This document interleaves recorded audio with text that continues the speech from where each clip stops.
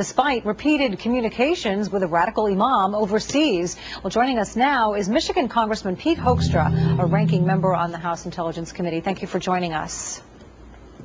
Good morning. Well, Senator Lieberman is coming right out and calling this a terrorist attack. You also? I think all the evidence that I've seen indicates that this is a terrorist attack, maybe different than what we've seen in the past, and that it may not have been coordinated by overseas or directed from overseas. But I think the inspiration clearly is radical jihadism.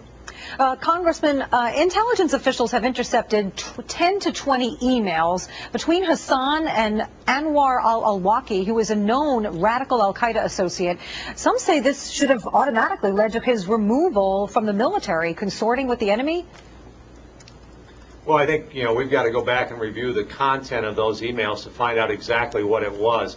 Were they benign kind of emails, just kind of looking for certain kinds of information, or are they more serious, that they should have been a clear signal that this was an individual that might be prone to doing something that would be dangerous to U.S. troops and the folks that he came in contact with? We've got to review that information and make sure that we don't jump to conclusions, but we also have to be very open to this, that this is a terrorist attack. Yeah. So in your opinion, I know it's preliminary, did the FBI miss some red flags? Well, that's what we're going to go through and take a look at an investigation. The other thing we need to kind of take a look at is, how many people are going to al-Awlaki's websites or radical jihadist websites. What's the problem, the scope of the problem that the FBI is facing?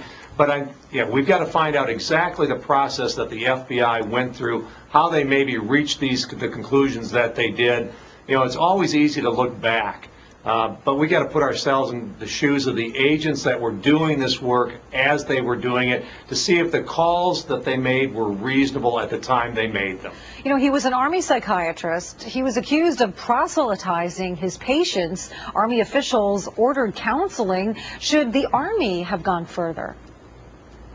Well, I think perhaps some of these things, at least on the surface, appear to be more troubling to me than what we may or may not find in the email traffic. The kinds of statements that have been attributed to Hassan, the types of activities and behaviors that he was involved in, those might have been more troubling and a bigger red flag than some of the other things. But put all of it together, and I'm not sure it all did come together in any one place. If it had all come together, would that have then given us the red flag that might have been enabled us to stop and intercept this guy before he ever did what he did? But those are very serious questions, potential allegations. We got to be very careful before we jump to conclusions. All right, lots of questions still to answer. Congressman Pete Hoekstra, Right. thank you for joining us. Good. Thank you.